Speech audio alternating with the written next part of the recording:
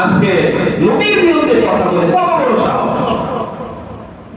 তাদেরকে শায়েস্তা করার জন্য ইমাম লাগবে না, আলেম লাগবে না, যে নামাজ পড়ে না সেই সমস্ত যুবকই তাদেরকে শায়েস্তা করার জন্য যথেষ্ট। ইসলাম যেহেতু খাঁটি, ইসলাম যেহেতু একমাত্র দিন ব্যবস্থা, এই জন্য এর মধ্যে সুভেদার ঢুকবে। যারা ভেজালকারী আছে, মুনাফিক আছে, ভেজাল ঢোকানোর চেষ্টা করবে, এটাই স্বাভাবিক।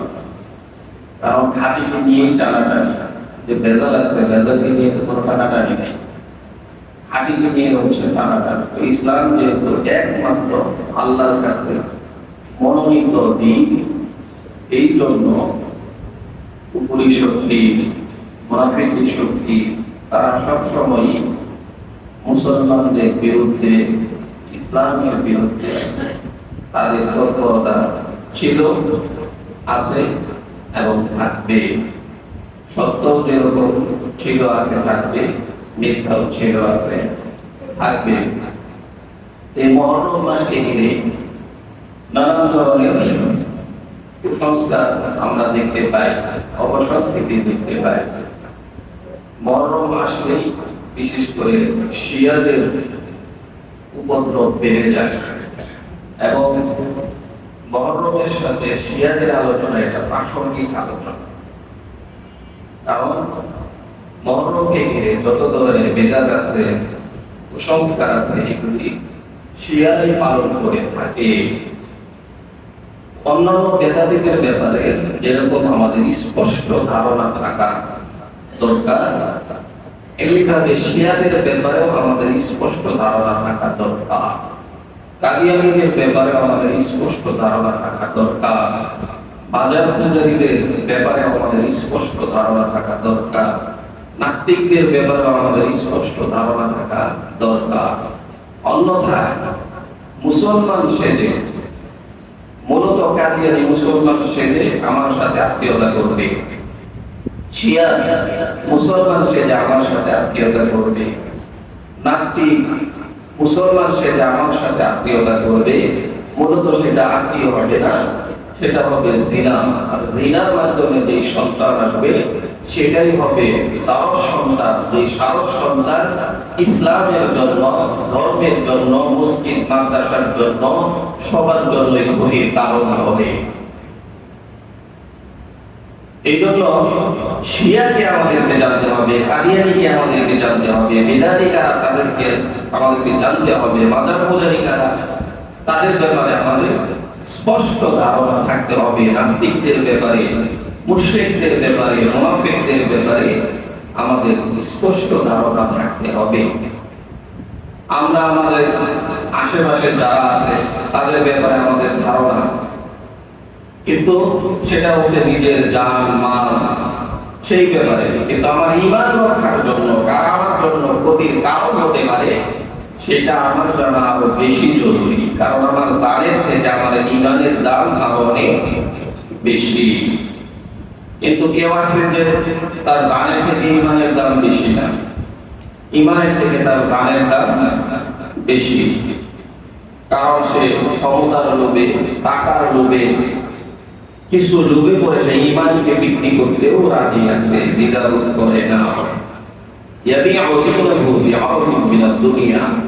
সে অল্প করে তার দিনকে মানুষের কাছে বিক্রি করে দেয়। তো এই জন্য তাদের ব্যাপারে আমাদের স্পষ্ট ধারণা থাকতে হবে যে শিয়াদের উৎপত্তি কোন জায়গায়, শিয়া কারা, এরা কিভাবে পৃথিবীতে আসে, কেমনে হইল। এরকম না যে আল্লাহ তাআলা আলাদা ভাবে কোন জায়গায় তাদেরকে নাযিল করছেন, এরকম কিছু না। মুসলমানদের মধ্যে থেকেই এদের উৎপত্তি হয়েছে। শিয়াদের মূল হচ্ছে ইহুদি। শিয়া শব্দের অর্থ হচ্ছে দল, অনুসারী। শিয়াদের মূল জায়গা সেটা হচ্ছে ইহুদি। এখন বলবেন যে শিয়াদের সাথে তো ইসরায়েলের সাথে এখন চরম যুদ্ধ, চরম মারামারি। তো এটা হচ্ছে এখন যারা শিয়া তাদের বিষয় আর মূল যারা শিয়ার উৎপত্তি যেখান থেকে শুরু হয়েছে তাদের আকীদার পার্থক্য থাকতে পারে, এই জন্য তাদের সাথে আগেই মারামারি হচ্ছে দুনিয়াবি মারামারি। আর এখন রাজনৈতিক প্রেক্ষাপট পাল্টে গেছে, এখনকার বিষয় একটু ভিন্ন। কিন্তু শিয়াদের যে মূল যেটা ছিল শুরু, সেটা ছিল ইহুদিদের থেকে। রাসূল সাল্লাল্লাহু আলাইহি ওয়াসাল্লাম পৃথিবীতে আসার পরে, নবীজির দাওয়াতের পরে ইসলাম যখন প্রচার প্রসার পেতে থাকে, তখন ইহুদিরা মুখে পড়ে লেগে থাকে যে কিভাবে ইসলামকে দমিয়ে দেওয়া যায়, ইসলাম যাতে আমার পর্যন্ত আপনার পর্যন্ত আসতে না পারে। আমরা যেরকম সত্য কথা শুনতে চাই না, একটু মানে যেটা বুঝতে হয় এই ধরনের কথা শুনতে চাই না। মসজিদে আসবো, সাধারণ কিছু আমলের আলোচনা হবে, ঘুমায় ঘুমায় ওয়াজ শুনে চলে যাব, কারো গায়ে লাগবে না, সুরের গায়েও লাগবে না, ডাকাতের গায়েও লাগবে না, দালালের গায়েও লাগবে না, সুদখোরের গায়েও লাগবে না, ঘুষখোরের গায়েও লাগবে না, কারো গায়ে যখন লাগবে না, এই ধরনের ওয়াজ আমরা শুনতে ভালোবাসি। কিন্তু চুরি করলে, তার কথা বললে তার গায়ে লাগবে, অন্যদের তো আর লাগবে না। ডাকাতি করলে, ডাকাতের কথা বললে তখন ডাকাতের গায়ে লাগবে, তাছাড়া অন্যদের গায়ে লাগার কথা না। ওই যে বলে না যে বললাম কথা সবার মাঝে, যার কথা তার গায়ে লাগবে। আমি করতে সমস্যা নাই, কিন্তু একজনে বলবে কেন, এইটা হচ্ছে সমস্যা। এই জন্য এই সমস্ত ব্যাপার যদি আলোচনা না করা হয় তাহলে ফিরবে কিভাবে? এই জন্য যেই বিষয়গুলি নিষেধ, যেই বিষয়গুলি আল্লাহ নিষেধ করেছে, রাসূল হারাম করেছে, সেগুলিকে বিরত থাকার জন্য এগুলি শুনতে হবে। তাহলে যখন বুঝবো, ওই জায়গা থেকে বিরত থাকাটা আমাদের জন্য সহজ হবে। তো ইহুদিদের থেকে এই শিয়াদের উৎপত্তি। রাসূল সাল্লাল্লাহু আলাইহি ওয়াসাল্লাম যখন ইসলামের প্রচার প্রসার শুরু করলেন, তখন কেমন অবস্থা? সারা পৃথিবী একদিকে, রাসূল আরেকদিকে, আত্মীয় স্বজন আরেকদিকে, নিজের প্রতিবেশী আরেকদিকে, সব তার বিরোধী। এবং কতিপয় সাহাবী উমর রাদিয়াল্লাহু তাআলা বললেন, আজকে থেকে প্রকাশ্য দাওয়াত দেওয়া হবে। কিসের? ঘরের মধ্যে দাওয়াত চলে, কাবার চত্বরে গিয়ে আযান দিব, সেখান থেকে দাওয়াত দিব, মানুষকে ডাকবো। তো যদি ঘরের মধ্যেই থাকতেন রাসূল, অন্যান্য সাহাবী সহকারী সবসময় যদি ঘরের মধ্যেই থাকতেন, তাহলে বাংলাদেশ পর্যন্ত আজকে ইসলাম আসতো না। আর আমরা যে ইসলাম চাই, আমরাও যদি ওই সময়ে থাকতাম, তাহলে আমাদের দ্বারা ইসলাম এই বাংলাদেশে আসতো না। কারণ আমরা চাই যে আমি সেফ জায়গায় থেকে ইসলাম পালন করব, কোনো ঝামেলার দরকার নাই। সেফ জায়গা, সেফ জায়গা, ভালো ভালো খাবো, ভালো ভালো থাকবো। দেখেন না, সমাজে আজকে মুখোশধারী ভদ্রলোকদের মুখোশ খুলে গেছে। অমুক বিশেষ যারা অমুক বড় বড় জায়গায় চাকরি করে, এই করে সেই করে, কোটি কোটি টাকার মালিক, হাজার হাজার কোটি টাকার মালিক, সমাজের সবচেয়ে বড় ভদ্রলোক, আজকে সমাজের সবচেয়ে বড় সুর। এখন সুরের সুর, যেই সুর নিজের চেহারা দেখাইতে এখন পারতেছে না, পালন করতে পারে। তো আমাদের মতো যদি এরকম সেফ জায়গা থেকে ইসলাম পালন করার চেষ্টা সাহাবায়ে কেরাম করতেন, তাহলে বাংলাদেশে ইসলাম আসতো না, সেখানে ইসলাম দাফন হয়ে যেত। তো ইহুদিদের তৎপরতা বন্ধ নাই, এবং ইহুদিরা তখন মুনাফিক সাজছে, যে রাসূলের সামনে রাসূলের জন্য দান দেওয়ার জন্য প্রস্তুত, ভিতর থেকে রাসূলের দান নেওয়ার জন্য প্রস্তুত। ইদা জাআকাল মুনাফিকুন ক্বালু নাশহাদু ইন্নাকা লারাসূলুল্লাহ। আল্লাহ তাআলা সূরা মুনাফিক নাযিল করেছেন, মুনাফিকদেরকে নিয়ে একটা আলাদা সূরাই নাযিল করা হয়েছে। যে মুনাফিকরা এসে বলতেছে যে হে রাসূল, আপনি তো অবশ্যই আল্লাহর রাসূল। আল্লাহ বলেন, আমি আল্লাহর রাসূলের আমি নই। এটা তাদের বলার দরকার নাই। এই যে মুনাফিক রাসূলের যুগে ছিল, রাসূল কেন তাদের বিরুদ্ধে শক্তভাবে অ্যাকশন নিলেন না?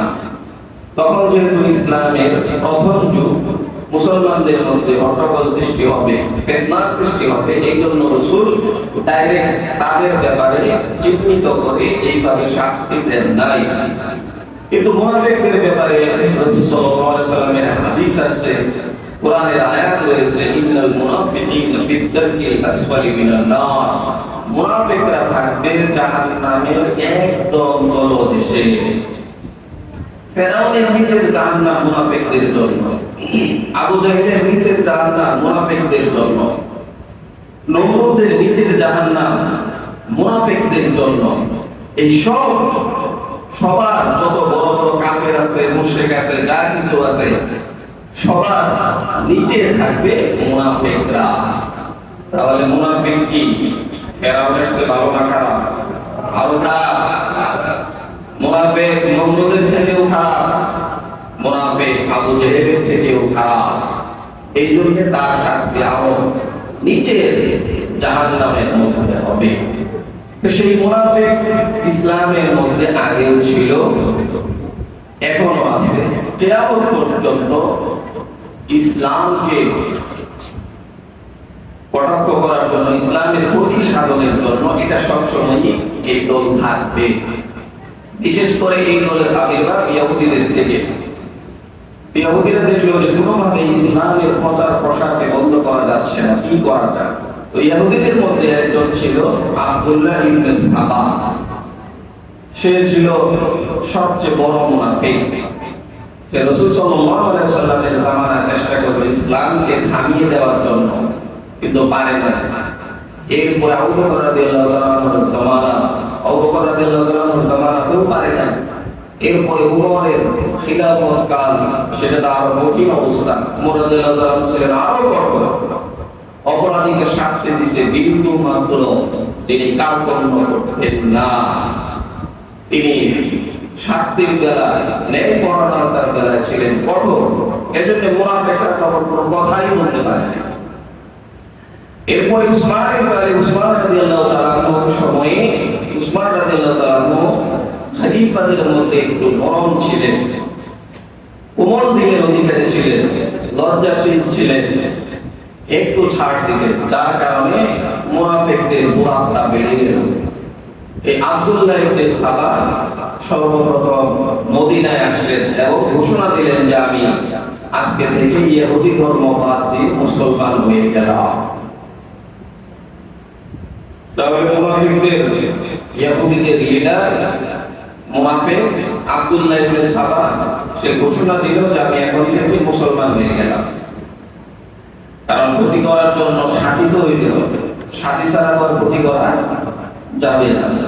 আপনাকে তো ক্ষতি করবে আপনার আপনজন হয়ে, ক্ষতি করাটা সহজ।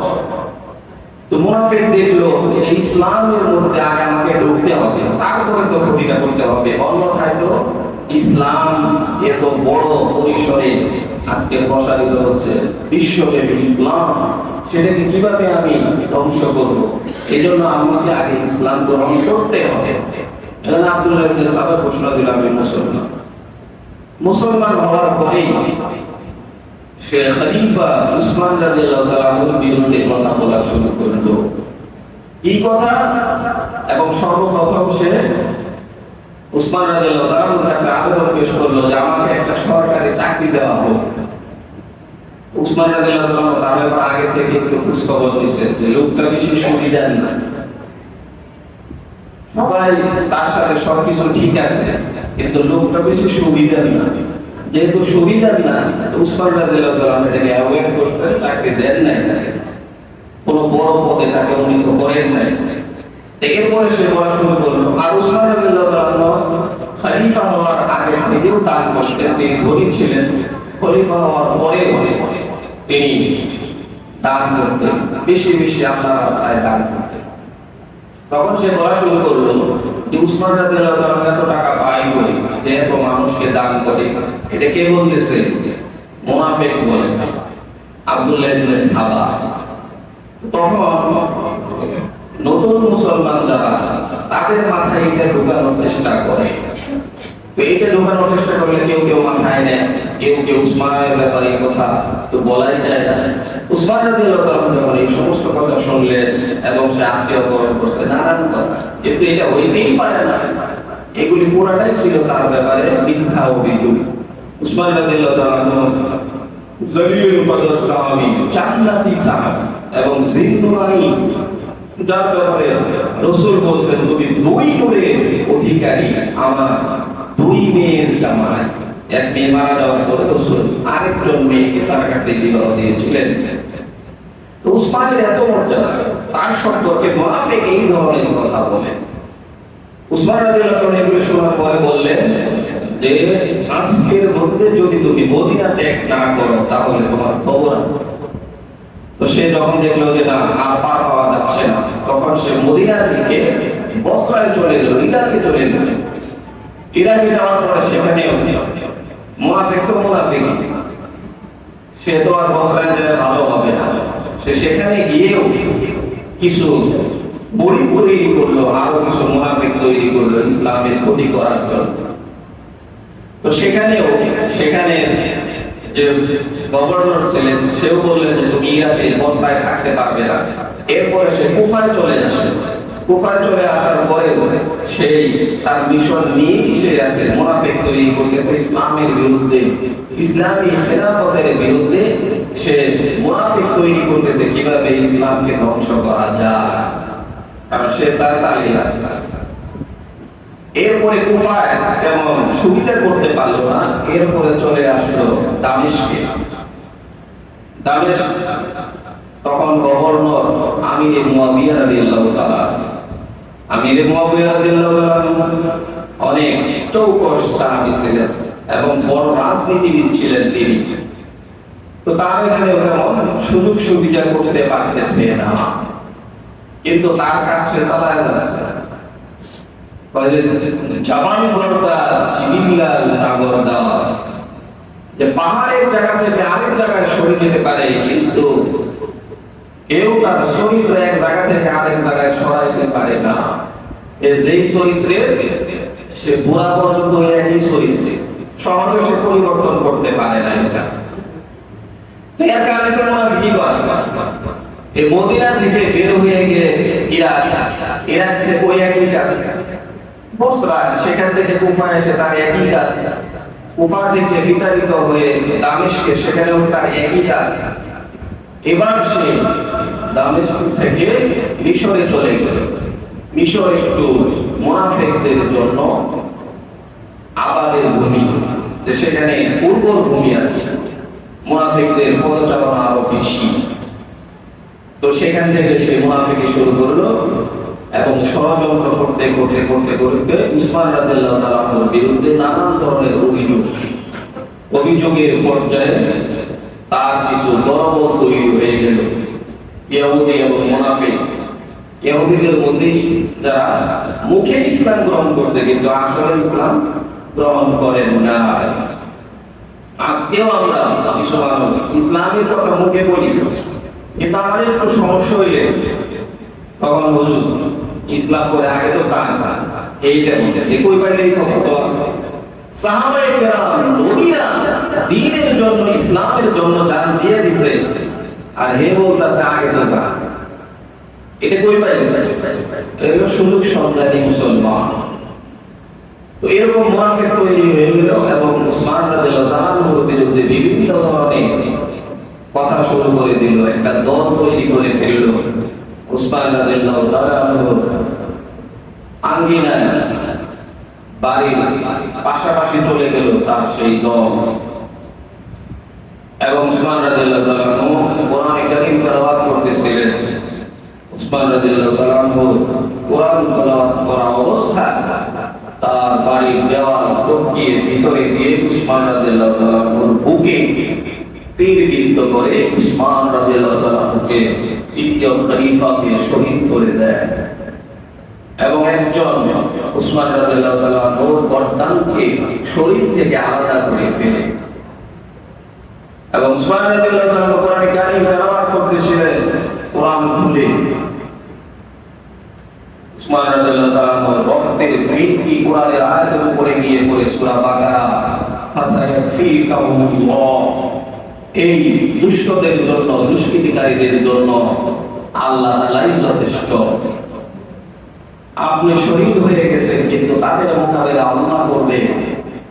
আপনি শহীদ হয়ে গেছেন, তো নবীদের শহীদ হওয়া ইসলামের জন্য, দ্বীনের জন্য, সাহাবীদের শহীদ হওয়া ইসলামের জন্য, দ্বীনের জন্য, উলামায়ে কেরামের শহীদ হওয়া দ্বীনের জন্য, ইসলামের জন্য, এটা নতুন কিছু না, এটা খুবই স্বাভাবিক।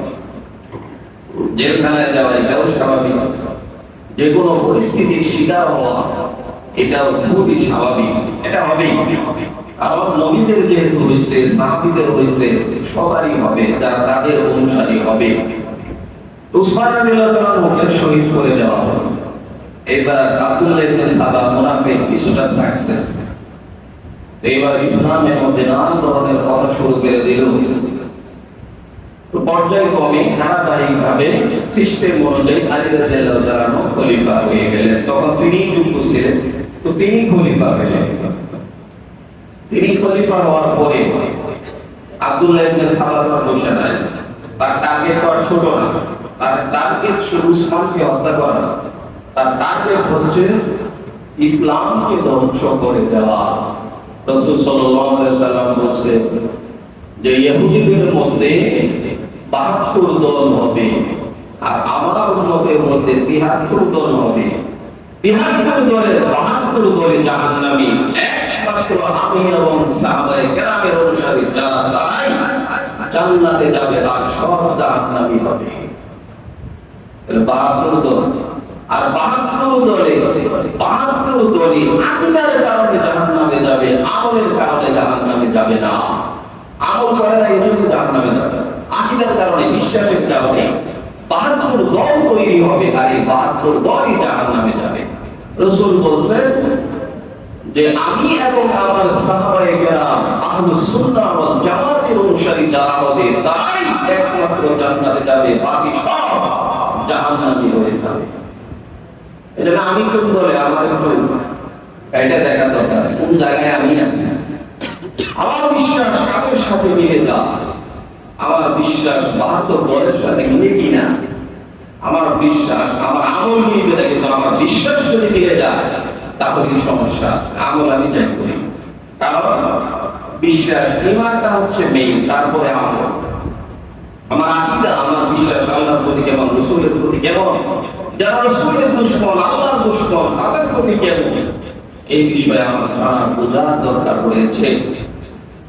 তো আব্দুল্লাহ ইবনে সাবা সে বসে নাই, সে ইসলামকে ধ্বংস করার জন্য এরপরে আলী এবং মুয়াবিয়া রাদিয়াল্লাহু তাআলা আনহুকে কাজ শুরু করে দিল। দামেস্কের তৎকালীন গভর্নর, শাসনকর্তা আমির মুয়াবিয়া রাদিয়াল্লাহু তাআলা আনহু, আর মদিনার শাসনকর্তা হযরত আলী রাদিয়াল্লাহু তাআলা আনহু, এইবার সে নানা ধরনের কথা শুরু করলো যে আসলে আলী তো শুধু আলী না, আলী হচ্ছেন আল্লাহর আত্মা, নাউযুবিল্লাহ। বাড়াবাড়ি, আলীর প্রেমে পড়ে গেছে। তো আলীকে বলতেছে আলী তো শুধু আলী না, আলী তো আল্লাহর আত্মা। এবং তোমরা এটা মানুষের মাঝে প্রচার করো যে আবু বকর, ওমর, উসমান তারা সবাই আলীর উপরে জুলুম করেছে। খেলাফত পাওয়ার কথা ছিল হযরত আলী, জোরপূর্বক ভাবে আবু বকর, ওমর, উসমান তারা নিয়েছে এই খেলাফত, আলীর উপরে জুলুম করেছে, এটা মানুষের মাঝে প্রচার করতে থাকো। অতিভক্তি সূরা লক্ষণ, আলী রাদিয়াল্লাহু তাআলা আনহুর সাথে অতিভক্তি, নানান ধরনের কথা ইসলামের মাঝে প্রচার করে দিল। এবং এগুলি নিয়ে আমিরে মুয়াবিয়ার সাথে দ্বন্দ্ব শুরু হয়ে গেল বিভিন্ন ভাবে। মুনাফিকের কাজ হচ্ছে একজন আরেকজনের সাথে লাগিয়ে দেওয়া। মুনাফিক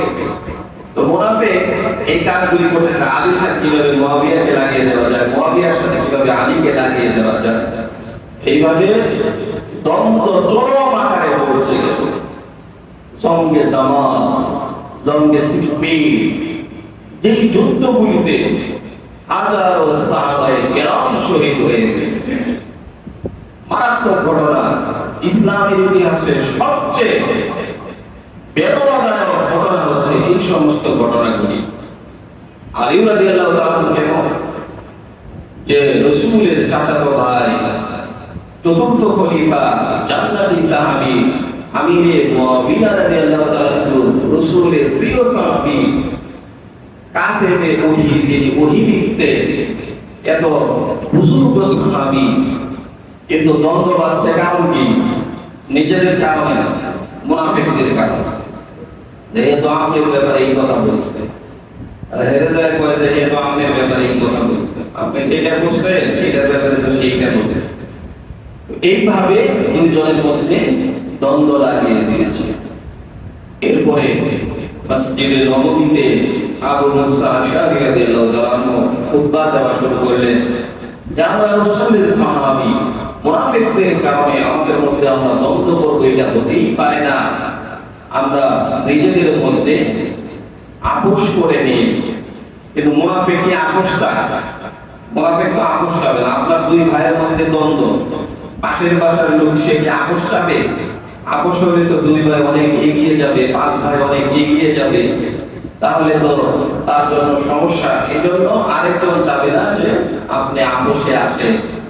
তো এই জন্য যখন আবু মুসা আশআরী এই বক্তব্য দিলেন যে আমরা রাসূলের সাহাবী, আমরা কেন নিজেদের মধ্যে দরাদরি করব, রক্ত করে যুদ্ধ করব, আমরা আপোষে চলে আসি, তখন আলীর প্রতি যাদের বেশি ভক্তি ছিল তারা বলা শুরু করলো, ইনিল হুকমু ইল্লা বিল্লাহ, তুমি কথা বলার কে?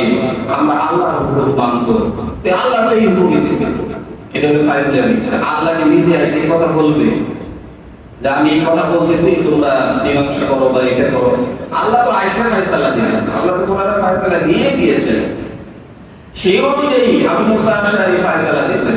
একটু দুষ্ট লোকের দুষ্ট চিন্তা, সারাক্ষণ যে এগুলি নিয়েই থাকে, সে তারা বলতেছে যে না, আমরা আবু মুসা আশআরীর কথা মানি না, সে আমাদেরকে বাতিলের সাথে মিলতে বলছে, এটা তো হইতে পারে না। মানে আমিরে মুআবিয়াকে বাতিল আখ্যায়িত করে, যেহেতু বাতিলের সাথে মিলতে বলছেন, এই জন্য সে হকের উপরে নাই, আমরা তার কথা মানব না।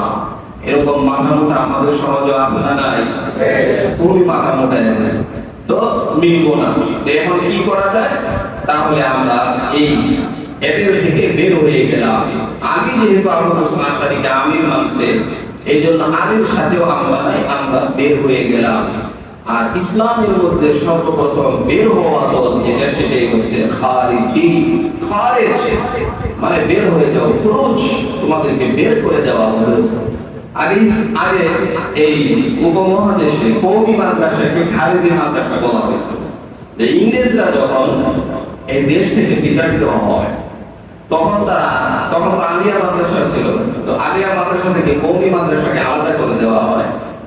তো তখন তারা এই মাদ্রাসার নাম দিল খারিজি মাদ্রাসা, মানে বের হওয়া মাদ্রাসা, বের হয়ে গেছে। এই জন্য এই খারিজি মাদ্রাসা, খারিজি শব্দটা বলাই ঠিক না, কারণ এটা শিয়াদের থেকে উৎপত্তি।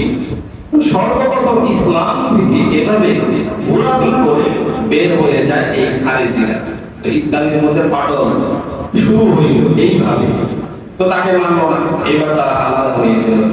এরপরে আব্দুল্লাহ ইবনে সালাম, সে তো পয়সা নাই, সে নানা ধরনের কথা বলতেছে এবং আলীর ব্যাপারে বলতেছে যে আমরা আহলে বায়াতের প্রেমিক, আমরা আলী এবং রাসূলের যারা আহলে বায়াত আছেন, মেয়ে রাসূলের নাতি, আমরা এদেরকে ভালোবাসি, এদেরকে নিয়ে আমরা থাকবো। তো এই নিয়ে একটা সংগঠন তৈরি করলেন, যেই সংগঠনের নামই হচ্ছে শিয়া। শিয়া মানে দল, শিয়া মানে অনুসারী, আলীর অনুসারী হয়ে তারা এরকম একটা দল তৈরি করলেন। আব্দুল্লাহ ইবনে সালাম মুনাফিক নানান ধরনের কথা শুরু করলো আলীকে ঘিরে, এবং সে একটা দল তৈরি করে ফেললো। সবাই বলতেছে সে একাই আরেকদিন। দেখেন না, বর্তমানে সারা বিশ্বের মধ্যে এক আলেম বলতেছে এক কথা, সারা বিশ্বের আরেক আলেম, অন্য সবাই বলতেছে আরেক কথা। তো কিছু লোক কিন্তু তার অনুসারী আছে, থাকবে। এখানেও যদি এক মুসলিম এক কথা বলে আর 500 মুসলিম আরেক কথা বলে, ওই দুইজন হইলেও তার পক্ষে যায়। এটা যদি না দেয় তাহলে দল তৈরি হবে কেন? তো এভাবে ইসলামের মধ্যেও নানানভাবে দল তৈরি হয়েছে। আবুল ইবনে সালাম মুনাফিক, সে শিয়া নামে একটি দল তৈরি করলো। শিয়াদের নানান দল আছে, তাদের নানান আকীদা আছে।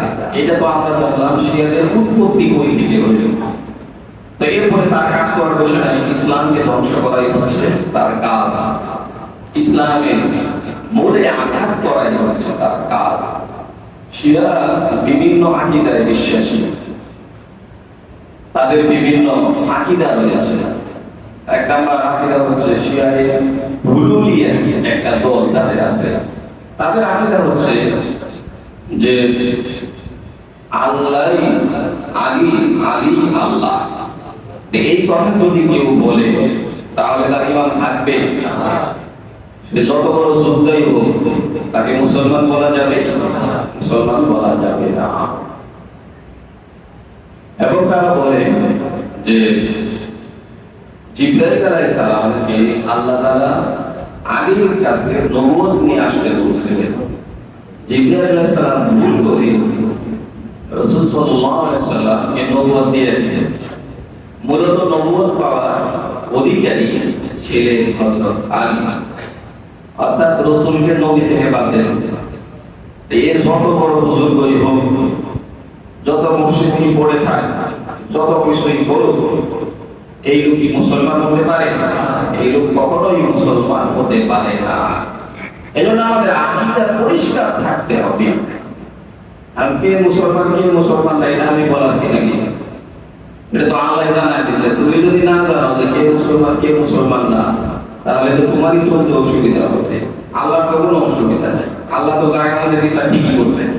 এটা তো আমাদের সুবিধার জন্য জানা দরকার যে কে মুসলমান না, কে কি। আমরা আত্মীয়তা করতে খবর নেই, আমি চৌধুরী হে চৌধুরী কিনা, আমি তালুকদার হে তালুকদার কিনা, আমি খান হে খান কিনা, আমি এই পর্যায়ে টাকাওয়ালা, আমি বাড়িওয়ালা হেতে বাড়িওয়ালা কিনা, আমি এরকম ব্যবসায়ী, আমার এরকম ক্ষমতা, নেতার সাথে আমার এই সম্পর্ক, এর সম্পর্ক আছে কিনা। আমি যদি এই খবর নিতে পারি তাহলে এর ঈমান কেমন, সে কি ঈমানদার নাকি মানসুর, সে কি কাদিয়ানী নাকি শিয়া, সেটাও আমার আরো জানা বেশি জরুরি। তার কারণ হচ্ছে তার যদি ফকিরও বিয়ে করে কোনো সমস্যা নাই, ঈমানে কোনো সমস্যা হবে না, বিয়েও বৈধ হবে না। কিন্তু মুসলমান যদি কোনো শিয়াকে কাদিয়ানীকে বিবাহ করে তাহলে তাদের বিবাহ সঠিক হবে না। এই জন্য জানা দরকার। তো ইসলাম আরেকটা তাদের আকীদা হচ্ছে ইসলাম শরিয়া, যে তারা 12 ইমামে বিশ্বাসী, যে তাদের মধ্যে 12 জন ইমাম আসবে শিয়াদের মধ্যে। তো তাদের শেষ ইমাম মাহদী থাকবে। এবং তাদের ধারণা হচ্ছে, আচ্ছা তাদের যে ধারণা এগুলি আমি পাইলাম না, প্রশ্ন আছে না, তাদের যে এই সমস্ত আকীদা ধারণা এগুলি আমি পেলাম কোথায়? আপনি যে সংগঠন করে সেই সংগঠনের গঠনতন্ত্র আছে না, সেই গঠনতন্ত্র অনুযায়ী কথা বলতে হবে যে এই সংগঠনের এই গঠনতন্ত্র সে যদি অস্বীকার করে সেটা মানা যাবে না, কারণ গঠনতন্ত্রে আছে তাদের এইটা। তো শিয়াদের বই যেইগুলি আছে সেই হুকুল ঈমানিয়া তাদের সবচেয়ে বড় বই। এই ধরনের আরো বিভিন্ন বই আছে যে বইগুলি তাদের নেতারা লিখছে, কি আকীদার উপরে তারা কাজ করতেছে, সেই বইয়ের মধ্যে এগুলি আছে। সেই বইয়ের মধ্যে লিখছে যে হযরত আলীকে তারা এতই পাওয়ার দিছে এবং ইমামদের পাওয়ার তাদের কাছে এই পরিমাণ যে তাদের এরকম ইমাম আসবে এবং যে ইমাম এখনো আসে নাই, কিয়ামতের আগে আসবে, সে একের মধ্যে আছে, এখন সেখান থেকে উঠে আসবে সেই ইমাম। তো ইমামদের ক্ষমতা তাদের কাছে এরকম, নবীদের ক্ষমতার থেকেও তাদের কাছে তাদের ইমামদের ক্ষমতা আরো বেশি। নাউজুবিল্লাহ বলবেন না? এবং তারা বলে যে ইমামরা যে কোনো সময় যে কোনো হালালকে হারাম করতে পারে এবং হারামকে হালাল করতে পারে। এই জন্য শিয়াদের বিয়ার শেষ নাই, 50-100 বার হয়, অনেক মুসলমান রাষ্ট্র এরকম আছে, সেটা তো গুনাহ।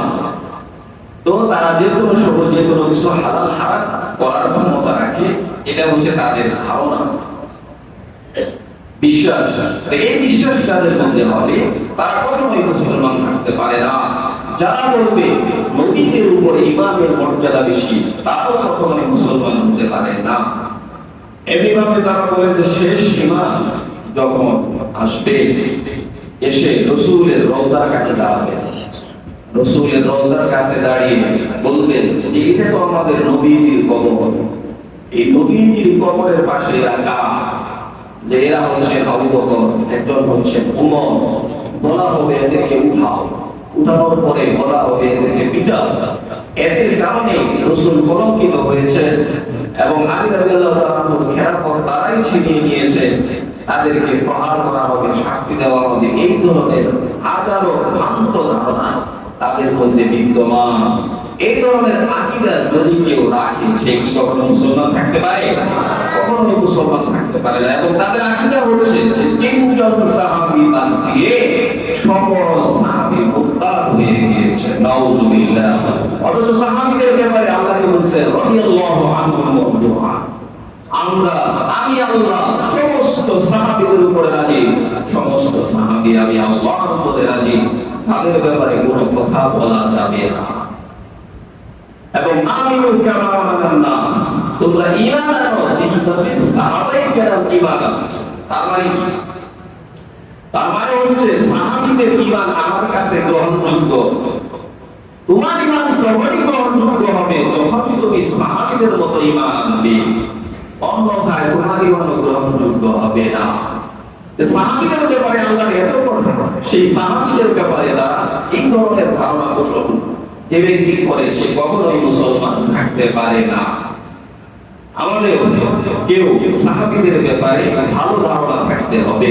আমাদের বাংলাদেশের এরকম দল বদল আছে যারা সাহাবীদের সম্পর্কে বিভিন্ন ধরনের বিদ্বেষ পোষণ করে থাকে। সাহাবীদেরকে সত্যের মাপকাঠি বলতে রাজি না, সাহাবীদেরকে মানতে রাজি না, সাহাবীদেরকে অনুকরণের ব্যক্তি হিসেবে মনে করেন না। এই ধরনের লোক বিদ্যমান রয়েছে। সাহাবীদেরকে যারা গালিগালাজ করবে তাদের ধ্বংস অনিবার্য। এখন সাহাবীকে রাসূলের ব্যাপারে উপলব্ধি করতে মানুষ কাপড় করে না। ওই যে কয়েকদিন আগে পুলিশ অফিসার নাকি জানি বলছে যে আমি এই কথার উপর কখনোই রাজি না যে রাসূল সাল্লাল্লাহু আলাইহি ওয়াসাল্লাম তার আদর্শ পুরো পৃথিবীতে প্রতিষ্ঠিত হোক, তাকে মানতে হবে, আমি এই কথা মানি না। এবং রাসূল সাল্লাল্লাহু আলাইহি ওয়াসাল্লাম অপরাধ করেছে যে তিনি 9 বছরের মেয়েকে বিবাহ করেছেন এবং বালক পুত্র যায়েদ ইবনে হারেসা বিবিকে বিভিন্ন ধরনের কলা কৌশলে বিবাহ করেছেন, বলেন নাউযুবিল্লাহ।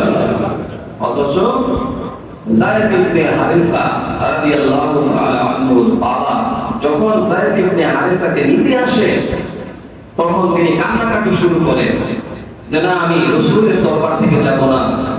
তখন কোরআনের আয়াত নাযিল হয় যে আপনি বালক পুত্র হতে পারেন, কিন্তু আপনি আসল বাপ না।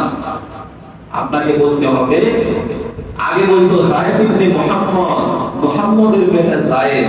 কোরআনের আয়াত নাযিল হওয়ার পরে বালক পুত্রই থাকবে, আসল পুত্র হতে পারে না। এই জন্য তার নাম বাবার দিকে যায়েদ ইবনে হারেসা, যায়েদের বাবা হারেসা, সেদিকে ইঙ্গিত করে এরকম বলা হয়েছে। অর্থাৎ বালক পুত্রই সে তার আসল বাপের পরিচয় দিবে। আমাদের সমাজে আসল বাপের খবর নাই।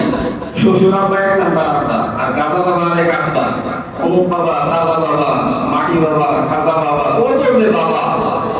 হিন্দুরা আছে মানি, অমুক মা, তমুক মা, আর মুসলমানরা বাজার পূজারীরা আছে বাবা নিয়ে। এদের বাবা হলো ব্যক্তি আর এদের হলো মূর্তি, মিল কিন্তু আছে। এই সমস্ত ভ্রান্ত ধারণা আমাদের বুঝতে হবে যে আসলে কে কোন দিকে আছে। তো রাসূল সাল্লাল্লাহু আলাইহি ওয়াসাল্লামের ব্যাপারে উপলব্ধি করতে কাপড় করে নাই যায়েদ ইবনে হারেসা রাদিয়াল্লাহু তাআলা আনহু। এই সমস্যা তৈরি হলে আল্লাহ তাআলা স্বয়ং বলছেন যে এই বিবাহর ঘটকারী এটা আমি নিজে করছি। আমি নিজে বলতেছি, হে রাসূল, আপনি আপনার পালক পুত্র এর যেহেতু বরাবরই হচ্ছেন, এটা বিস্তারিত আলোচনা আছে। এবং এই জায়েদের নাম রাসূলের নাম থেকে আলাদা করে দেওয়া হলো, তার মন খারাপ হয়ে গেল। এই জন্য আল্লাহ তাআলা আবু বকরের নাম কোরআনে উল্লেখ করেন নাই, উমরের নাম, উসমানের নাম, আলীর নাম, কোন সাহাবীর নাম উল্লেখ করেন নাই। একমাত্র যায়েদ ইবনে হারিসার নাম আল্লাহ তাআলা সূরা আহজাবে উল্লেখ করে দিয়েছে। তোমার মন খারাপ হয়েছে, রাসূলের নাম থেকে তোমার নামকে আলাদা করে দেওয়া হয়েছে। রাসূলের নাম তো দুনিয়াতে এভাবে থাকতো, তোমার নাম আমি কোরআনে দিলাম, তোমার নাম কবরেও কোরআনে আলোচনা হবে, হাসরেও আলোচনা হবে, এবং জান্নাতেও জান্নাতীরা যখন কোরআন তেলাওয়াত করবে তখন তোমার নাম জান্নাতেও তেলাওয়াত করবে। কত মর্যাদা আল্লাহ তাআলা তাকে দিয়েছেন। তো তার স্ত্রী সেপারেট হয়ে গেল, এরপরে আল্লাহ তাআলা বিবাহের বন্দোবস্ত করেছেন, কিন্তু পুলিশ সুপারের আল্লাহ কেন এর মধ্যে আরো বেশি।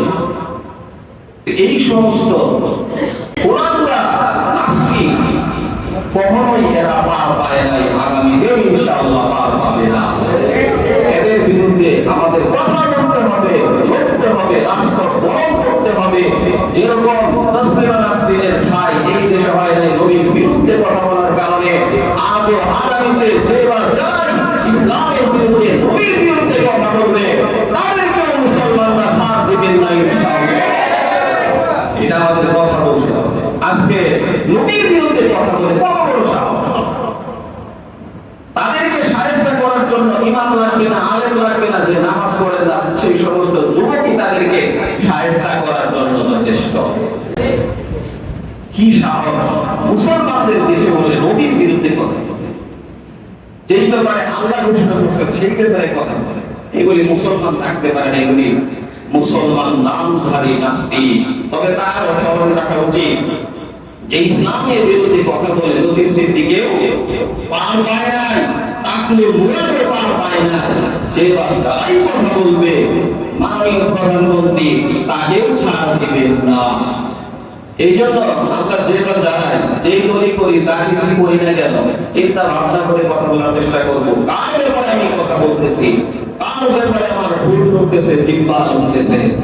যদিও আন্দোলন না করে, কিন্তু আল্লাহর পক্ষ থেকে একটা মায়ের ব্যবস্থা আছে না, না থাকবেই। এই জন্য কখন আল্লাহ কাকে কিভাবে বেয়ার যদি করেন, মোরা চিন্তাও করেন নাই তার এই অবস্থা হবে, লোকের সেদিকে চিন্তাও করেন নাই তার এই অবস্থা হবে। যে বা যাই এই ধরনের বলেন মেইন জায়গায় ছিল, কিন্তু ইসলামের বিরুদ্ধে করার কারণে আজকে শেষ, তাদের নাম গন্ধ নাই। এই জন্য ইসলাম সম্পর্কে আমাদের সঠিক ধারণা থাকতে হবে। আজকে শিয়াদের মতো তাদের কথা, শিয়ারা যখন রাসূলকে গালি দেন, রাসূলের ব্যাপারে বিভিন্ন ধরনের খারাপ কথা বলে, তারাও সেগুলি, তো তাদের মধ্যে শিয়াদের মধ্যে পার্থক্য কোন জায়গায়? এই জন্য মুহররম আসলে শিয়াদের উৎপাত এভাবে বেড়ে যায়। শিয়ারা নানান ধরনের কর্মকাণ্ড শুরু করে, যেমন তাজিয়া মিছিল হবে এই যে 10 তারিখে। তো আশুরার রোজা আমরা 16 অথবা 17-18 তারিখে রাখবো ইনশাআল্লাহ। মঙ্গল বুধ অথবা বুধ বৃহস্পতিবার। তো মঙ্গল বুধবার রাখলেই সবচেয়ে বেশি ভালো। এই জন্য আমরা আশুরা রোজা রাখার চেষ্টা করব।